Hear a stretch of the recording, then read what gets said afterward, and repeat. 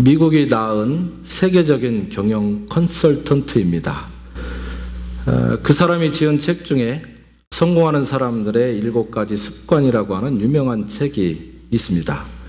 이 책에 의하면 1776년 미국이 독립한 이후에 한 150년 동안 성공학의 변천 과정이 있어서 그 원칙과 인격에 관한 내면적인 것이 주종을 이루었다, 이렇게 얘기를 합니다. 그러나 그 이후에 50년 세월 동안에는 태도와 테크닉, 다시 말하면 사람에 대한 태도가 성공하는 가장 중요한 요인으로 손꼽히게 된 시대가 있었다, 이렇게 이야기를 합니다. 그런데 거기에 부작용이 생겼는데, 상대방을 내 뜻대로 조종하고 군림하려고 하는 그 기술이 판을 치니까 사실은 그 기술 때문에 사람이 성공하게 되는데, 그 기술이 판을 치기 시작하면서부터 조직사의 구성원들이 서로를 격려하고 또 서로를 사랑하고 깊은 내면의 만남을 하는 것이 아니라 서로 경쟁하고 조정하고 하는 그러한 모습으로 만나게 되었다, 이렇게 얘기하면서 미국 사회가 혼돈에 빠지고 실패하게 되고 쇠퇴하게 되는 바로 정점이 그 시점이다, 이렇게 결론을 내리고 있습니다. 그런데 그분이 말하는 이 책의 요약으로 7가지를 추리면 이렇습니다. 첫 번째, 사람이 성공하려면 7가지 습관 중에 첫 번째는 뭐냐? 주도적인 태도를 가져라. 두 번째는 목표를 확립하고 행동하라. 세 번째는 가장 중요한 것을 먼저 결정하라. 네 번째, 서로에게 득이 되는 윈윈 게임을 해라. 그 다음에 다섯 번째, 경청한 다음에 이해하라. 먼저 자기 생각을 내놓지 말고 잘 들은 다음에 그 말을 이해하는 게 좋다, 이 말이죠. 여섯 번째, 시너지 효과를 창출하라. 마지막은 지속적으로 자기 자신을 쇄신하라. 이런저런 책에서 우리가 읽어봤을 법한 이야기입니다. 그러나 여기에서 중요한 포인트가 3번에 있습니다. 3번의 내용이 무엇이냐면 가장 중요한 일을 먼저 하라. 굉장히 중요한 포인트라고 그렇게 생각을 합니다. 중요한 것을 먼저 정해놓고 중요한 것을 먼저 하지 않으면 어떻게 되냐면 급한 것이 먼저 나를 하도록 나를 밀어붙이기 때문입니다. 여러분, 중요한 일과 급한 일은 상당히 다릅니다. 급하게 나에게 다가오는 일 중에 중요하지 않은 일도 있습니다. 다시 말하면 나에게 정말로 중요한 것이 무엇인가? 내가 꼭 해야만 되는 원칙은 무엇인가? 그 중심에 가장 중요한 것에 대한 확신이 항상 자리 잡고 있으면 급한 일이 와도 그 급한 일이 중요하지 않다고 생각되었을 때 그것을 하지 않을 수 있는 지혜가 있게 된다라고 하는 이야기가 되겠습니다. 여러분의 삶의 원칙 중에 중요한 일을 우선으로 하고 그것을 중심으로 살아가는 삶이 있을 때 시간에 쫓기지 않겠다는 이야기도 되겠습니다. 우리의 신앙의 삶 속에서도 비슷한 모양이 있다, 이렇게 생각합니다. 우리의 인생뿐만 아니라 우리가 영적으로 성공하고 잘 되기 위해서는 우리의 신앙생활 속에서 급한 일이 아니라 가장 중요한 일이 있을 텐데 그것이 무엇이겠습니까? 여러분 나름대로 다 생각할 수 있으리라고 보는데, 신약 성경과 구약 성경을 쭉 읽다 보면 하나님께서는 이렇게 말씀하십니다. 우리가 신앙생활을 하면서 하나님의 백성으로 세상을 살아가면서 가장 중요한 것은 무엇인가? 그것은 하나님을 만나는 일이고 그리고 그분을 잘 섬기는 일이다, 이렇게 얘기를 합니다. 다시 말하면 신령과 진정으로 예배하는 삶을 살아가는 진정한 예배자가 되는 것이 저와 여러분에게 가장 중요한 일이다, 이렇게 얘기를 합니다. 스티븐 코비는 사업에 성공하고 영역에 성공하는 비결을 얘기했는지는 모르지만, 그러나 성경은 우리에게 건강한 인생을 살고 성공적인 인생을 살아갈 뿐만 아니라 우리의 영혼까지도 하나님 앞에서 승승장구하는 삶을 살기 위해서는 하나님을 가장 우선적으로 만나야 된다. 그리고 그분을 붙잡아야만 된다라고 그렇게 선포합니다. 다시 말하면 하나님이 우리와 가까이 있으면 우리 개인도 가족도 사회도 민족도 복을 받을 수 있습니다. 하지만 우리가 그분을 거절하고 그분의 말씀에 불순종하고 그분의 통치가 우리로부터 떠나도록 하는 사람이라고 하면 그 어느 사람을 막론하고 결국 우리는 역사 속에서 하나님의 버림을 받을 수밖에 없다. 이것이 구약 성경이 계속적으로 말하고 있는 진리라고 하는 사실입니다. 여러분, 이스라엘 왕 중에 사울 왕도 있었고 아합 왕도 있었습니다. 이 사람들이 참 똑똑하고 지혜롭기도 하고 잘났습니다. 그렇기 때문에 왕이 된 것이죠. 우리가 사울 왕과 아합 왕을 잘못했다고만 꾸짖을 게 아니라 이 사람들이 얼마나 훌륭하고 똑똑하고 멋지고 그랬으면 왕이 됐겠습니까? 대단한 사람이었습니다. 그러나 그 사람들이 출발할 때는 괜찮았는지는 모르지만 시간이 지나가면서 중도에 하나님을 떠나고 하나님을 등지고 자기 생각대로 행동했더니 나라도 무너지고 민족도 사라지고 자기 가족도 별반 좋을 게 없더라. 이런 결론이 나오고 있습니다. 우리 세계 역사를 돌아보아도 마찬가지입니다. 하나님을 등지고 기독교인을 박해한 나라치고 선진국이 된 나라가 별로 없습니다. 182개 나라 중에 한두 나라를 빼고 나면 나머지는 이 원칙에서 벗어나는 나라가 거의 없습니다. 영적으로는 물론이거니와 우리가 현실적으로 생각할 수 있는 생활상도 낙후되고 가난하고 두각을 보이지 못하는 그 나라 형편을 가지고 그냥 명목상 그 나라를 유지하는 나라들이 상당히 많다는 것을 우리의 역사를 통해서 보고 있습니다. 우리나라도 마찬가지입니다. 우리나라는 불교와 유교와 사머니즘의 그 종교적인 층이 굉장히 두꺼운 나라에 있습니다. 그러나 그런 나라에 130년 전에 하나님을 알게 되는 역사가 있었습니다. 나름대로 열심을 가지고 하나님께 집중했던 시대가 있었습니다. 우리의 선배들이 있었고 우리의 신앙의 조상들이 있었습니다.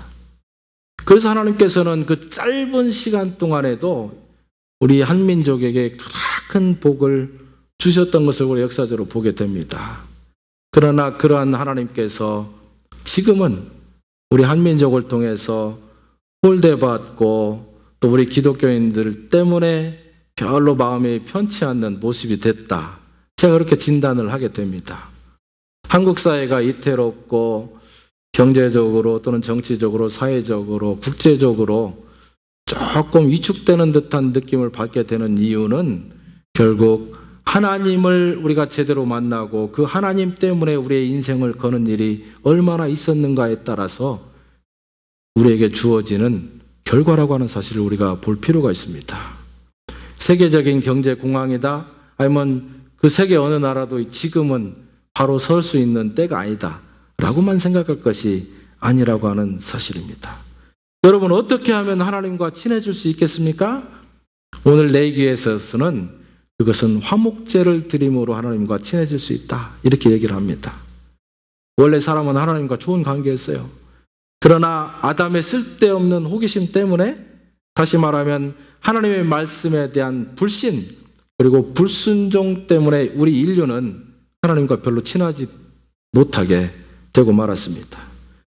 뿐만 아니라 하나님이 우리에게 주신 특권도 사라져버렸고 하나님의 형상도 우리로부터 떠나게 되었고 하나님의 통치권은 더 이상 우리를 통치하지 못하는 상황이 되고 말았습니다. 그러다 보니까 우리 주변에 있는 여러 가지 환경도 축복을 상실하게 돼버려서 결국 우리는 상실감을 맛보고 저주 가운데 한동안 살아가야 되는 모습이 있었습니다. 여러분, 하나님 앞에서는 죄를 지으면 결코 하나님과의 관계가 좋을 수가 없습니다. 우리의 존재가 사탄에게 넘어가 버렸기 때문에 우리가 어떻게 된다고 했습니까? 번제를 통해서 나의 전체적인 모습을 하나님 앞에 드리는, 다시 말하면 하나님께서만이 오직 나의 주인이시고 나를 통제하시는 통수권자이십니다라고 하는 주권을 넘겨드리는 예배를 해야 된다고 했습니다. 다시 말하면 내 전부를 하나님께 드리는, 내 전체가, 내 삶이 전폭적으로 여호와께 속해 있다라고 하는 그 헌신적인 우리의 고백이 번제를 통해서 드려져야 된다고 했습니다. 우리는 가장 좋은 것들을 하나님 앞에 드리지 못하고 내가 그 용도를 달리해서 나를 사용할 때가 많이 있었습니다. 그래서 하나님께서는 우리에게 소제를 통해서 내가 가장 중요하게 생각하는 것, 그것이 시간이 되었건 그것이 내 노력이 되었든지 내가 가지고 있는 그 무엇이 되었든지 간에 그것을 하나님 앞에 드릴 수 있는 결단을 해야 된다고 요청을 했습니다. 그래서 우리는 나 자신을 완전히 가루처럼 갈아서 내 위에 성령의 기름 부음이 있을 때 내 안에까지, 안으로부터 밖에까지 완전히 성령으로 뒤범벅되어지는 그러한 순종의 삶을 살겠다고 각오하면서 소제의 제사를 드려야 된다고 우리가 생각을 했습니다. 그런데 이제 하나님께서는 그것으로 우리가 부족할 수 있다. 이제는 내가 너와 더 절친한 관계로, 화목의 관계로 나아가기를 원한다. 그렇게 우리에게 말씀하시면서 화목제를 드릴 것을 우리에게 요청합니다. 우리는 예배를 통해서 신령과 진정으로 하나님 앞에 나아갈 때에 이 다양한 종류의 예배 원리를 통해서 하나님을 기쁘시게 하고 진정으로 드리는 예배자가 되는 것입니다. 화목제는 구체적으로 보면 세 가지 형태가 있습니다. 먼저 하나님께서 우리에게 주신 축복과 은혜가 너무 감사합니다. 하나님 너무 감사합니다 라고 얘기하면서 드리는 감사제가 있다고 했습니다. 그리고 그 감사제를 드리고 났는데도 불구하고 내 마음이 너무 기쁨으로 넘쳐나서 견딜 수가 없을 때 하나님, 내가 주님의 마음을 더 기쁘게 하고 싶습니다. 내가 감사하다고 말한 것 위에 더 무엇인가 이벤트를 하고 싶습니다 하면서 자기의 넘쳐나는 감사를 표현하는 단계를 낙헌제라, 이렇게 성경이 말하고 있습니다. 그 하나님의 은혜에 응답하여 헌신을 소원할 때 하나님, 내가 내 평생에 이런 일들을 통해서 하나님의 은혜에 보답하겠습니다. 소원하고 약속하고 결단하는 모습을 통해서 하나님 앞에 예배 드릴 때 그것을 소원제라, 이렇게 성경이 말하고 있습니다. 그래서 이 세 가지를 다 합해서 화목제라 이렇게 말을 했는데, 이 화목제라고 하는 것은 펠로우십 오퍼링입니다. 친교하고 화해하고 하나님과 내가 일치하고 그 다음에 다른 사람과 일치하는 것을 목표로 하고 있기 때문에 평안제라고도 하고 은혜에 감사한다 해서 수은제라고 표현하기도 합니다. 이거 지금 도대체 옛날 제사 얘기를 하니까 여러분이 상상이 잘 안 되죠? 제가 쉽게 한번 설명을 해보겠습니다. 부부관계로 한번 설명을 해보겠습니다. 오늘 여러분들이 교회에 나오기 전에 점심 식사를 하게 되었는데 부인이 아니면 엄마가 점심 식사를 잘 해줬습니다. 된장찌개를 보글보글 끓여가지고 금방 푼 밥과 함께 딱 놓았습니다. 여러분이 그 밥을 먹고 교회에 나왔는데 그 밥을 먹을 때 너무 맛있어가지고 두 그릇을 먹고 나왔습니다. 야, 이거 너무 고맙다, 감사하다. 그러니까 아내에게 고맙다고 감사를 표현하고 자녀들은 엄마에게 잘 먹었습니다라고 표현을 합니다. 그 수준이 감사제의 수준입니다. 그런데 오늘만 된장국을 끓여주신 거야 아니라 10년 전에도 20년 전에도 앞으로도 계속 된장국을 끓여준다고 하니까 너무 감사해가지고 어떤 특별한 날이 되니까 그 특별한 날에 내가 이벤트를 해야지, 생일이니까 모르게 뒤에서 선물을 준비해야 되지, 아니면 결혼기념일이니까 자녀들은 오늘 멋지게 내가 정말로 깜짝 놀라는 이벤트를 해줘야 되겠다. 그래서 감사하는 마음을 조금 더 확대시켜서 이벤트를 통해서 아내에게 또는 엄마에게 감사를 표현하는 경우가 있습니다. 성경에는 그것을 가리켜서 낙헌제다 이렇게 얘기를 합니다.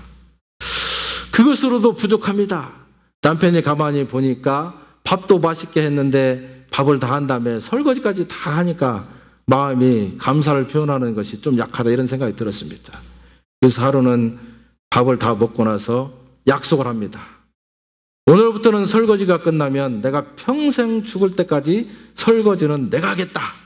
네. 이렇게 부인에게 약속을 합니다. 또 자녀들은 어떻게 약속을 합니까? 오늘부터 내가 엄마를 위해서 내가 평생 구두를 지문이 마르고 닳도록 닦아주겠다. 이렇게 감사를 표현하면서 약속을 합니다. 내 인생을 걸고 내 평생을 걸고 감사를 표현하기 위해서 내가 당신을 위해서 감사한 마음을 이렇게 평생에 지켜나가겠습니다라고 하는 약속을 하는 단계를 가리켜서 성경에서는 서원제를 한다. 이렇게 얘기를 합니다. 이스라엘 백성들은 하나님과의 관계에 있어서 이 세 가지 단계를 통해서 하나님 앞에 감사를 표현했고 하나님은 그 마음에 흡족해서 이스라엘 백성들을 사랑하고 이스라엘 백성들을 더 기뻐하면서 좋다. 너희들이 그러한 다양한 제사를 통해서 나에게 나아올 때 내가 7가지의 복을 주겠다. 라고 하면서 레위기 뒷부분에서 계속 이스라엘 백성들에게 격려하는 모습을 보게 됩니다. 그러면 이스라엘 백성들은 하나님과 관계가 어떻게 되었습니까? 가까워졌습니다. 친해졌습니다. 화목하게 되었습니다. 이스라엘 백성들이 하나님 앞에 화목제로 나아갔던 중요한 원인 중에 으뜸이 바로 그것입니다. 제사는 이스라엘 백성들이 하나님 앞에 드려서 하나님은 행복하고 기뻤습니다. 그러나 하나님이 행복하고 기쁘시니까 그 은혜를 누가 받게 되었습니까? 이스라엘 백성들이 돌려받게 되었습니다. 하나님께서 내가 가르치는 대로 너희는 나에게 제사를 드려라고 요청한 것은 1차적으로는 하나님이 기뻐 받으시기 위해서 한 것이지만 그러나 하나님의 마음이 기쁘고 흡족할 때에 내 사랑하는 백성들에게 축복할 수 있지 않습니까? 내가 준비한 복이 너무 많은데 이 복을 어떻게 줄까? 복을 주기 위한 통로로 하나님께서 이스라엘 백성들을 다양한 방식으로 제사를 드리라고 그렇게 요청을 했던 것입니다. 그러니까 화목제라고 하는 것은 구원받기 위해서 이스라엘 백성들이 드린 것이 아니라 구원받은 하나님의 백성으로 하나님과 더 깊은 관계를 유지하기 위해서 드렸던 예배라. 이렇게 우리가 볼 수가 있습니다. 여러분 부부가 결혼한 다음에 자 우리가 이제는 결혼했으니까 앞으로 30년 아니면 40년 그냥 이혼하지 아니하고 살면 되는 거지. 그냥 이렇게 그냥 살면 되지 않겠어? 라고 서로 기쁜 마음이 없이 그냥 이혼 안 하고 그냥 30년 40년을 살아갑니다.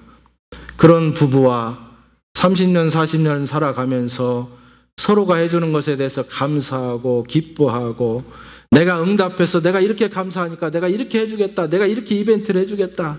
내가 평생에 당신을 위해서 이렇게 헌신하겠다. 감사하고 이벤트하고 약속하고 하면서 살아가는 30년, 40년의 부부가 있습니다. 여러분 이 부부가 같은 수준의 결혼 생활을 하고 있다고 생각하십니까? 그렇지 않을 것입니다. 같은 30년, 40년 동안 한 사람과 더불어 살고 있지만 그러나 그 마음에 감사하고 이벤트를 통해서 감사를 표현할 줄 알고 나도 당신에게 이러한 모습으로 보답하겠다라고 하는 약속과 서원을 끊임없이 거듭하고 있는 부부는 천지 차이처럼 다른 결혼 생활을 하고 있다고 하는 사실입니다. 여러분 이 원리를 신앙생활에 적용해 볼 수가 있습니다. 하나님께서 나를 구원해 주셨습니다. 맞습니다. 나는 구원받았습니다. 내가 인정하고 하나님 앞에 구원의 백성이 되었습니다. 그러면 나는 구원받았기 때문에 앞으로 내가 살아가고 있는 30년, 40년, 아니면 50년 동안 그 약속을 깨지 않고 사는 것이 마땅한 일입니다. 그러나 그것으로 만족한다면 내가 살아가고 있는 신앙생활을 하고 있는 이 세상에서의 삶은 결코 나를 행복하게 하지 못할 것입니다. 그러나 하나님께서 나를 구원해 주셨던 것에 대해서 끊임없이 감사하고 그 감사를 잃어버리지 아니하고 생각날 때마다 때때마다 하나님을 기쁘시게 하여서 내가 어떤 이벤트를 준비할까? 내가 어떻게 하면 하나님이 행복하고 기뻐하실까? 왜 그렇습니까? 하나님이 오늘도 나에게 일용할 양식을 주시고 나에게 입힐 옷을 주시고 나에게 영혼의 평안을 주시고 나를 끊임없이 축복하고 있다는 사실을 내가 목도하고 있기 때문에 하나님 감사합니다. 나도 더 이상 북받쳐 오르는 감사를 참을 수가 없습니다. 하나님 뭘 기뻐하십니까? 하나님이 기뻐하시는 모습을 내가 찾아가는 것입니다. 그러다 보니까 성경을 뒤지고 도대체 하나님이 기뻐하시는 비밀이 무엇인가? 뒤지다 보니까 하나님께서는 기뻐하시는 자녀들이 자기 앞에 나와서 번제를 드리고 소제를 드리고 화목제를 드리고 속죄제를 드리고 속건제를 드림으로 말미암아 하나님과의 관계가 회복되고 점점 가까워지고 기뻐지고 마치 아버지와 자녀의 관계처럼 끊임없는 대화가 끊이지 않을 때 하나님이 기뻐하신다는 것을 알기 때문에 그 무엇보다도 가장 중요한 것은 신령과 진정으로 여호와 앞에 나와서 예배드리는 진정한 예배자가 되는 것이다 라고 하는 것을 깨닫고 예배를 귀중하게 여기게 되는 것입니다. 여러분의 평생의 삶 동안에 하나님이 정말로 기뻐하시는 이런 신령과 진정한 예배를 드림으로 말미암아 그를 행복하게 하는 하나님과 여러분의 관계를 유지할 수 있기를 주님의 이름으로 축원합니다. 네. 그러면 신앙생활이 재미있어질 것입니다.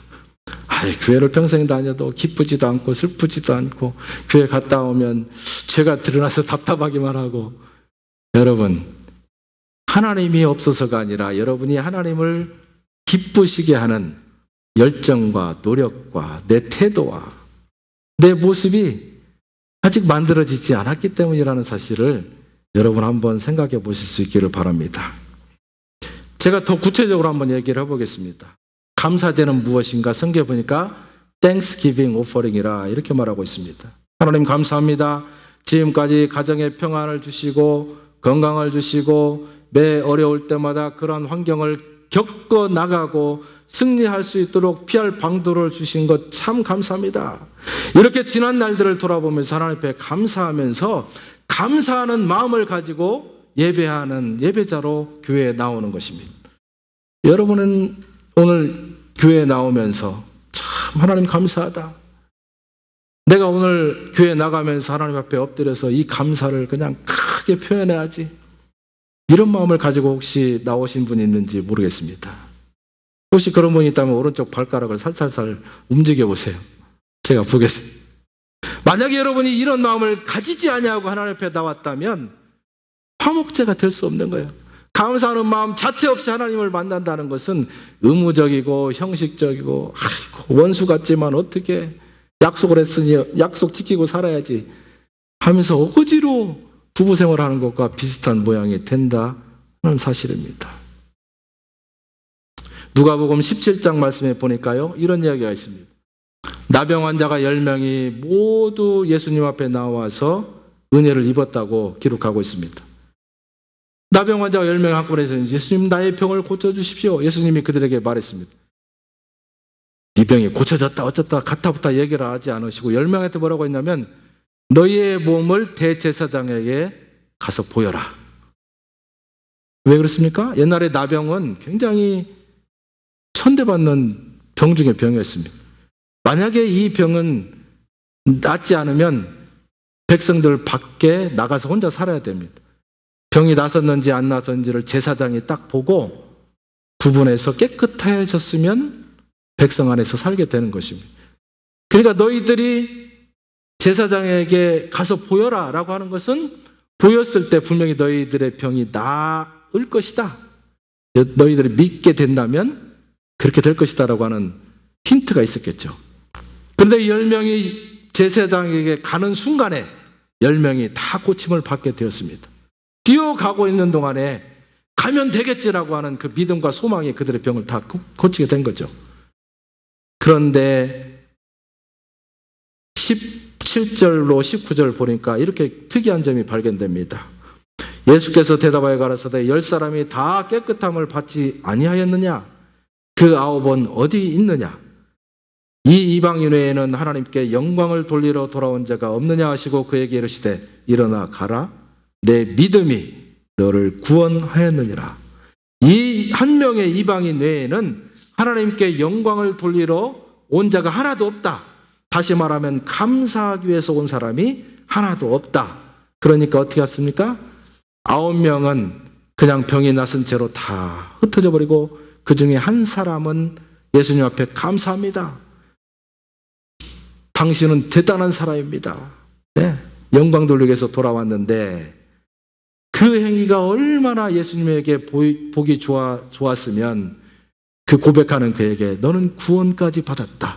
영적인 축복을 주었겠습니까? 누가복음에서는 그렇게 해석하는 것입니다.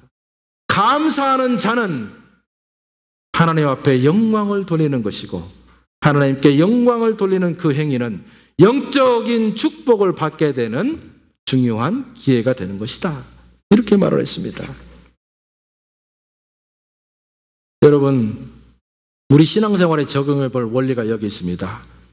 우리가 하나님 앞에서 하나님 나에게 건강 주십시오. 나에게 물질의 축복을 주십시오.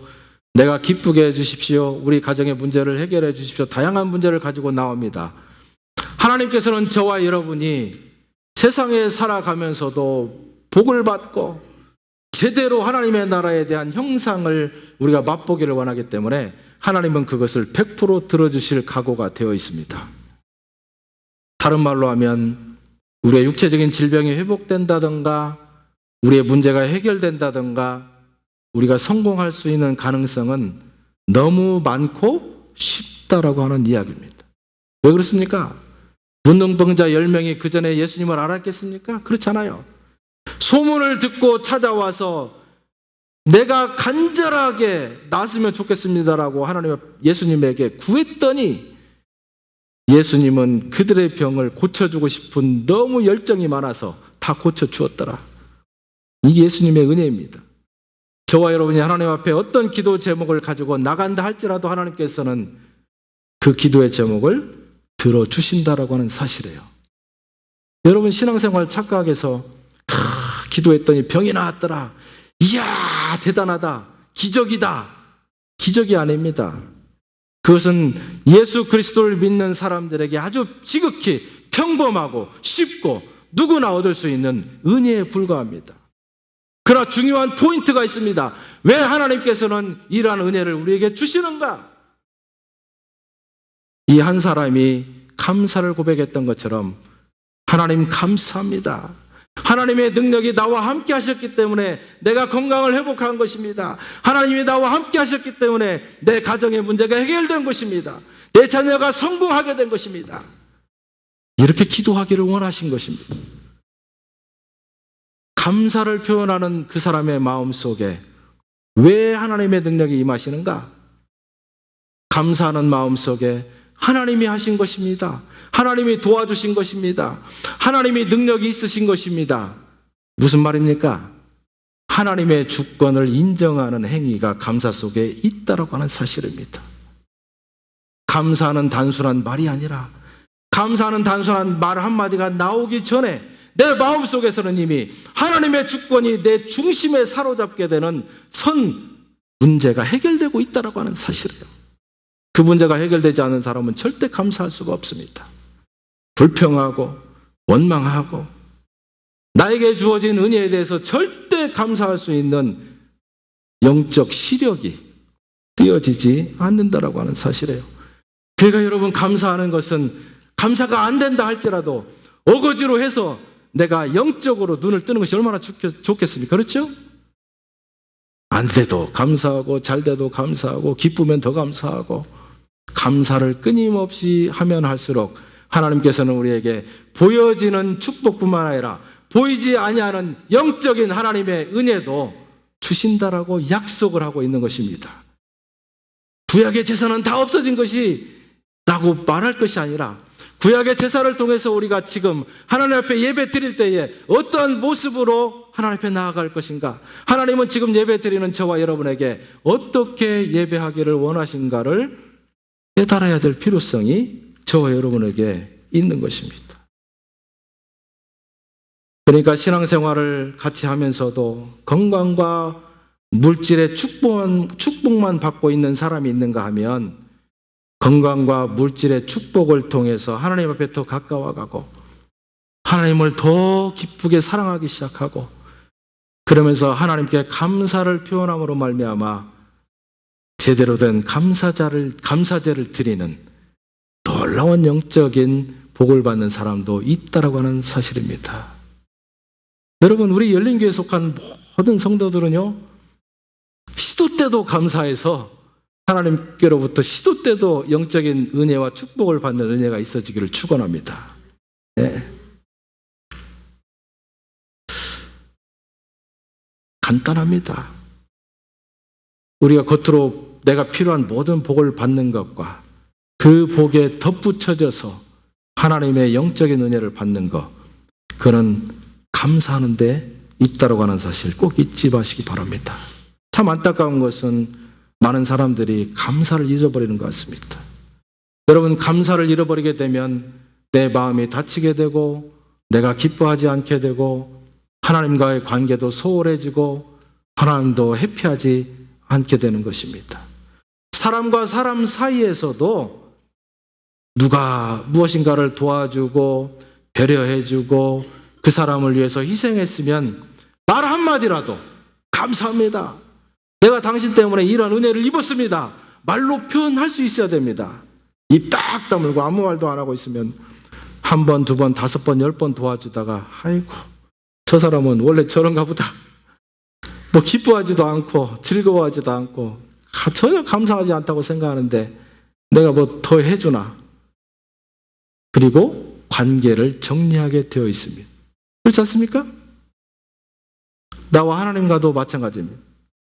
하나님이 지금까지 나를 태어나게 하시고 나를 자라게 하시고 때때마다 나를 도와주시고 그러는데 그런 모든 것들에 대해서는 내가 잘해서 그런 줄 알고 하나님은 나에게 지금 무엇을 해줬습니까?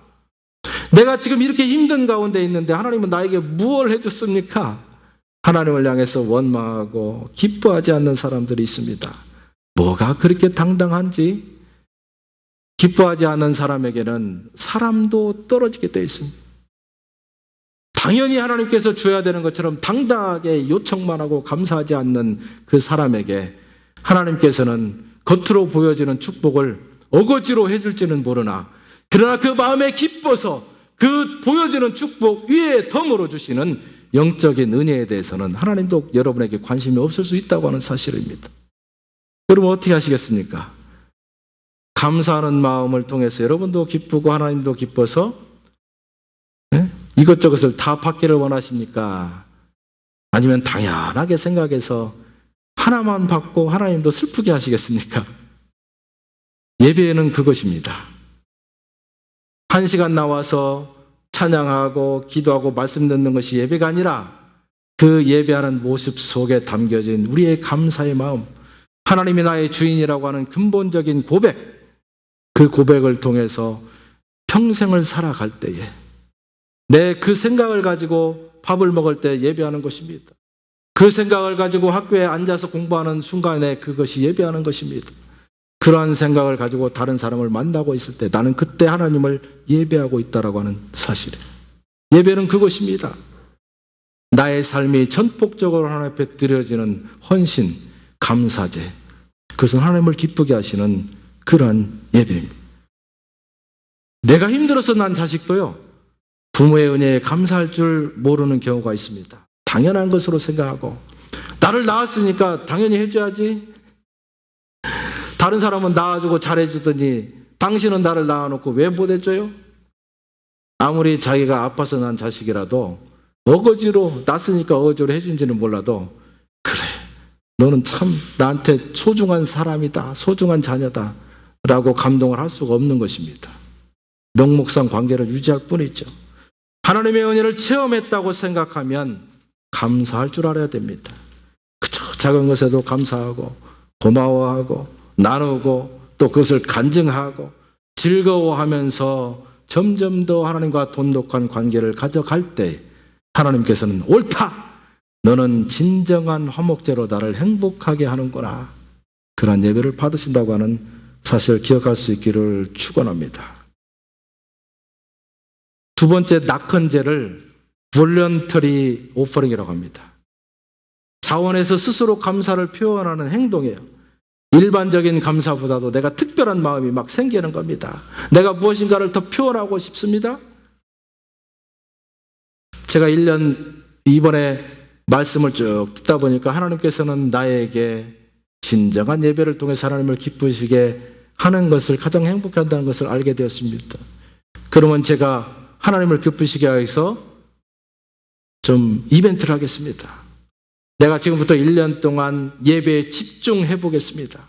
하나님이 얼마나 기뻐하시는지 내가 눈으로 한번 확인해 보겠습니다. 한 번도 빠지지 않냐고, 또 일찍 나오고 감사하는 마음으로, 기뻐하는 마음으로 예배를 한번 제대로 해보겠습니다. 결단하는 것입니다. 그것이 바로 낙헌제입니다. 마음의 감동은 받았는데 그럭저럭 하다 보면 덩달아 가서 복 받겠지. 이게 아니에요. 내가 스스로 결단하고 낙헌제로 하나님 앞에 나아가지 아니하면 하나님은 나에게 더 나올 수가 없다라고 하는 사실을 말하고 있습니다. 예배뿐만 아니라 일상생활에서도 기도로 준비하고 내 전 인격을 가루로 만들어서 성령께서 나를 적셔 주시기를 내가 기대합니다. 매 순간마다, 매 시간마다 금전과 또는 나의 가장 좋아하는 것까지도 완전히 각을 떠서 하나님 앞에 드리는 진정한 예배자로 내가 살기를 원합니다. 내 가장 소중한 것까지도 하나님 것이라고 하는 것을 내가 고백하기를 원합니다. 이러한 이벤트를 통해서 하나님을 기쁘시게 한다면 하나님께서는 옳다. 네가 이스라엘 백성들이 했던 것처럼 21세기를 살아가면서 낙헌제의 예배로 나를 기쁘게 하는구나. 하나님이 기뻐하실 줄 믿습니다.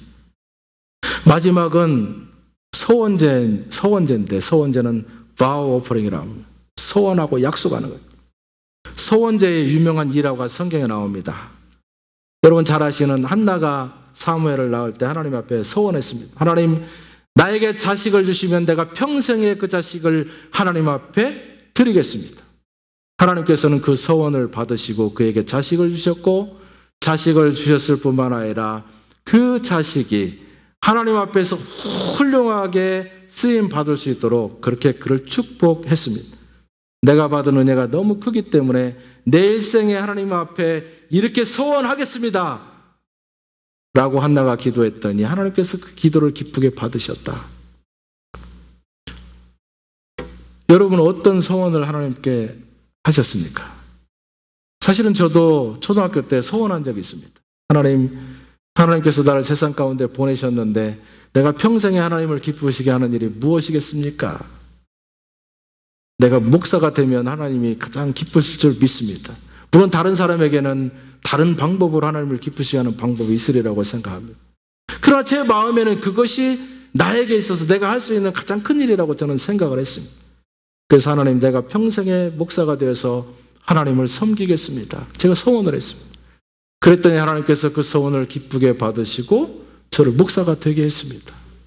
저는 너무 행복하고 감사합니다. 내가 훌륭한 목사가 되고 대단한 목회를 해서가 아니라 내가 소원한 것을 하나님께서 받으시고 기뻐하셔서 나를 목사로 세우시고 내 평생에 내가 하는 일에 행복함을 느끼게 했다는 거, 저는 너무나 감사하고 행복합니다. 네. 소원이라고 하는 것은 지키는 것이 중요합니다.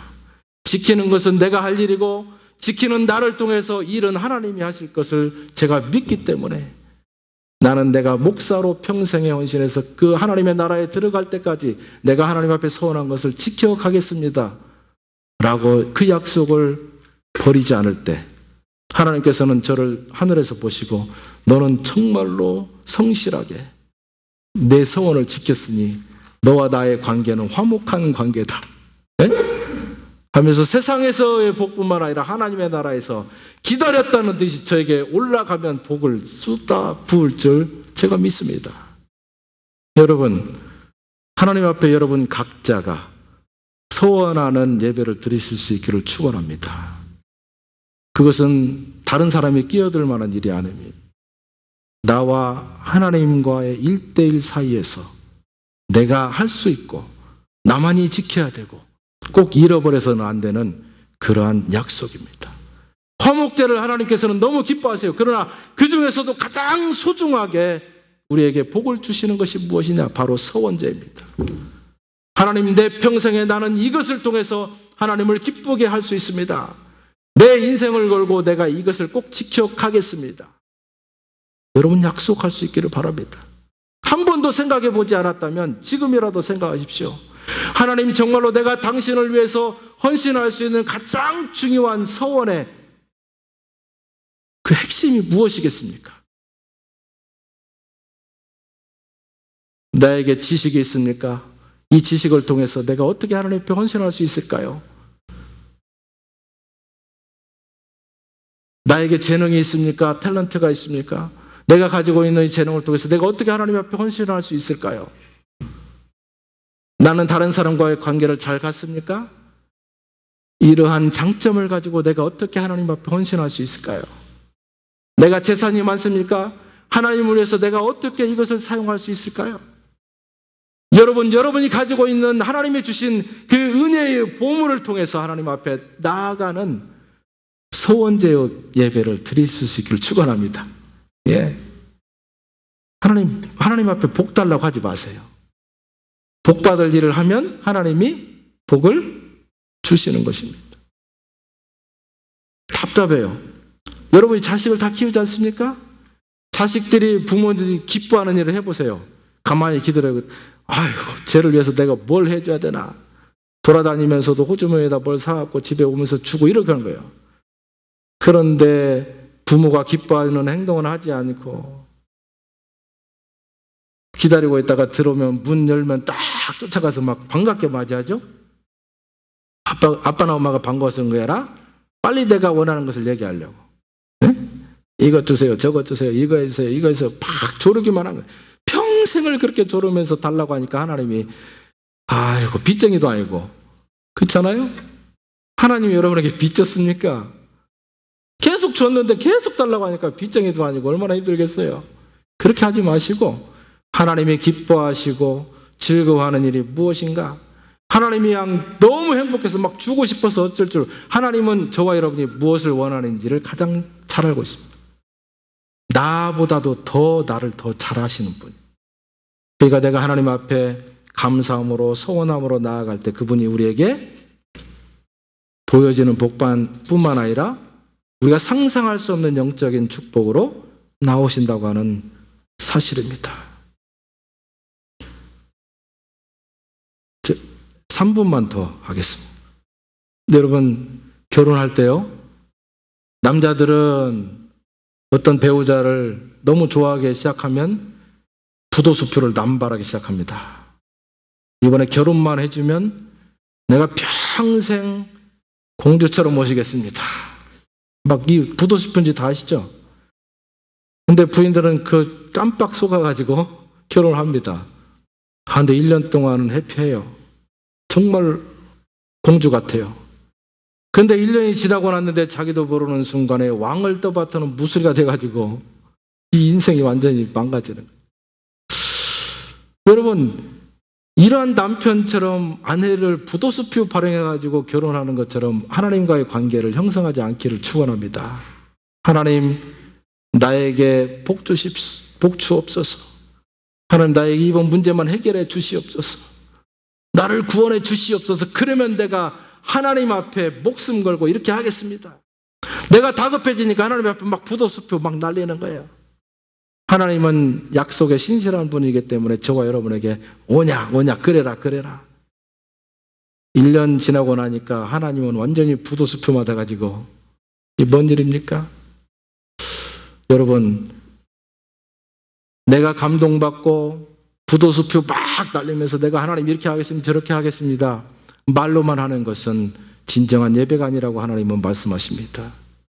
단 한마디의 감사와 한마디의 낙헌제와 한마디의 서원을 할지라도 목숨을 걸고 지켜나가는 그 신실함, 그 정직성, 하나님과 나 사이에 꼭 지켜져야만 된다는 그 소금의 언약을 내가 지켜나갈 때에 하나님께서는 그것을 신실하게 보시고 저와 여러분을 끝까지 견인하실 줄 믿으시기 바랍니다. 기도하겠습니다. 우리 잠깐 기도하겠습니다. 어리석은 사람은 예배를 잃어버리고 기도를 잃어버리고 그리고 말씀을 잃어버려서 문제가 생기면 다시 원점으로 돌아간다고 했습니다. 하지만 화목제의 예배로 여호와 앞에 끊임없이 나가는 습관이 있는 사람, 하나님이 무엇을 기뻐하시는가? 감사로 표현하고 더 많은 이벤트를 통해서 하나님을 기쁘시게 하고 또 하나님이 가장 좋아하실 법한 것들을 약속하고 지켜나가는 저와 여러분을 통해서 하나님께서는 우리를 진정한 예배자로 인정한다는 거 기억하실 수 있기를 바랍니다. 내가 그러한 예배자가 되기를 원합니다. 여러분 기도하시기를 바랍니다.